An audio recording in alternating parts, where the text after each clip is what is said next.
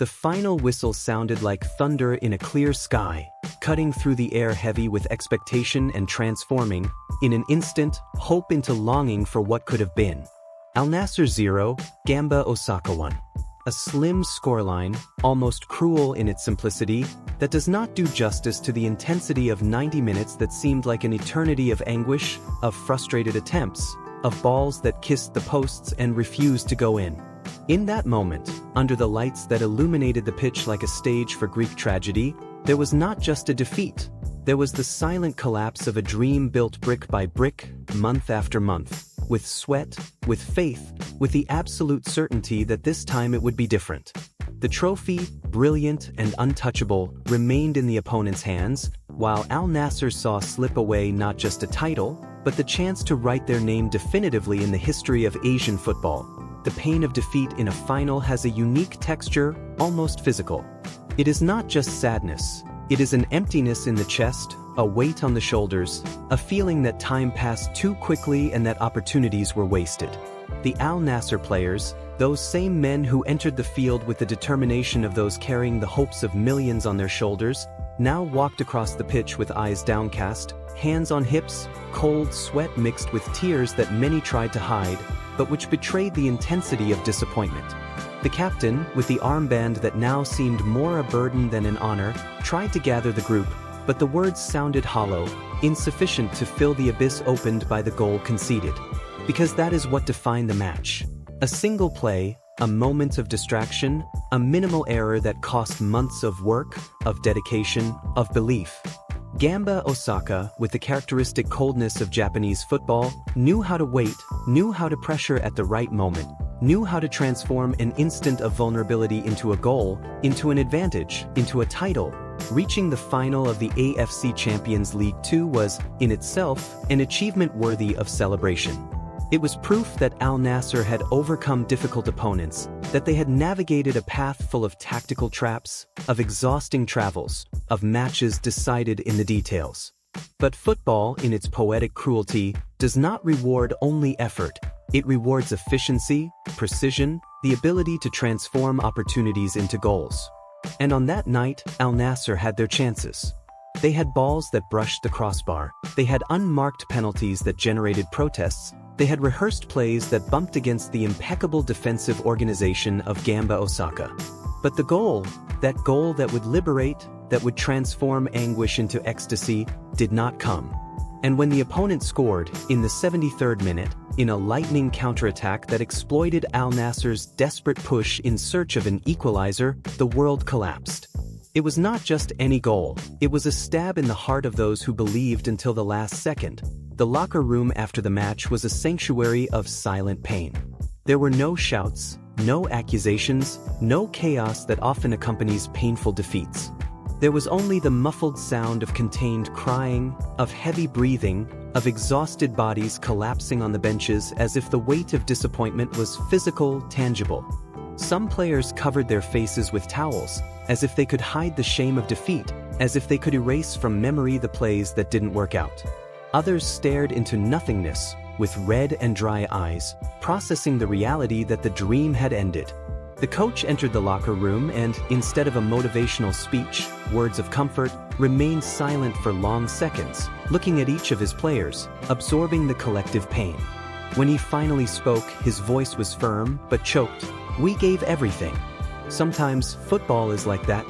It hurts, but we will rise. Because that's what champions do." But even these words, wise and true, sounded insufficient before the magnitude of disappointment. The fans, that vibrant mass that had traveled kilometers, that had sung during the entire 90 minutes, that had believed even when the score was adverse, did not boo. There was no hostility, no reproach. When the players left the tunnel to thank the fans, what they received was an emotional applause, a silent recognition that the effort had been real, that the dedication had been total. Many fans cried openly, hugged each other, consoled each other, as if the pain of defeat was a collective grief that needed to be shared. There were children with Al Nassr jerseys, eyes full of tears, asking their parents why they hadn't won. And the parents, not knowing what to answer, just hugged their children, trying to explain that, sometimes, even giving your best, the result doesn't come. That football is like that, unpredictable, cruel, but also beautiful in its unpredictability.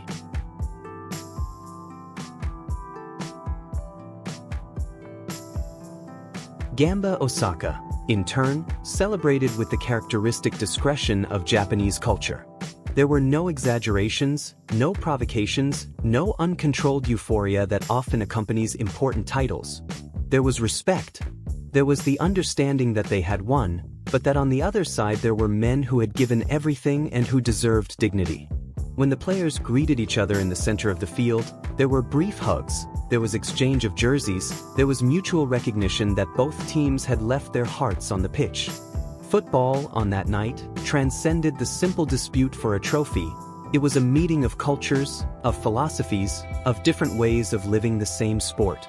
Japan, with its millennial discipline, its tactical patience, its ability to wait for the right moment, had prevailed over Arab passion, over the intense desire for victory, over the courage to expose oneself in search of the goal. It was not a victory of reason over emotion, it was just football showing its multiple faces, its contradictory truths, its ability to surprise even the most experienced. For Al Nassr, this defeat leaves marks, but also leaves lessons. It shows that the path to glory is paved with sharp stones, that every misstep can be costly, that the margin for error in finals is non-existent. But it also shows that the group has character, that unity remains even in adversity, that the will to come back stronger is greater than the pain of disappointment. The players know that, in a few days, the wound will still be open, but that the work will continue.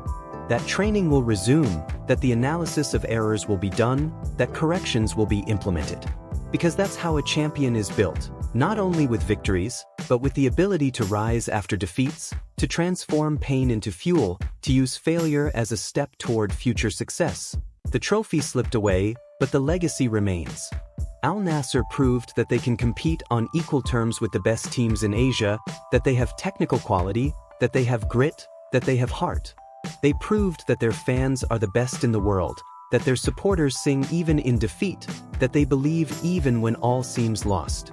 They proved that Asian football is on the rise, that competitiveness increases every year, that there are no longer absolute favorites, that any team can win on any day. And, above all, they proved that defeat, however painful, does not define a team. What defines is the response after the fall, is the courage to look forward, is the determination to come back stronger, more united, more hungry for victory. May this pain serve as a lesson. May this disappointment be the fertilizer for the flower that will bloom next season. May the players keep this feeling in their chests, not as a weight, but as a constant reminder of how much they want to win. Because when Al Nassr returns to the field, when the initial whistle sounds again, when the first ball is kicked, they will not just be playing football. They will be seeking redemption. They will be seeking to transform this pain into glory, this defeat into victory, this tear into a smile. And when that happens, when the title finally arrives, this bitter night will be remembered not as a failure, but as the moment that forged character, that strengthened the group, that prepared the path for conquest. Because in football, as in life, it's not about how many times you fall, it's about how many times you get up. And Al Nassr, you can be sure, will get up.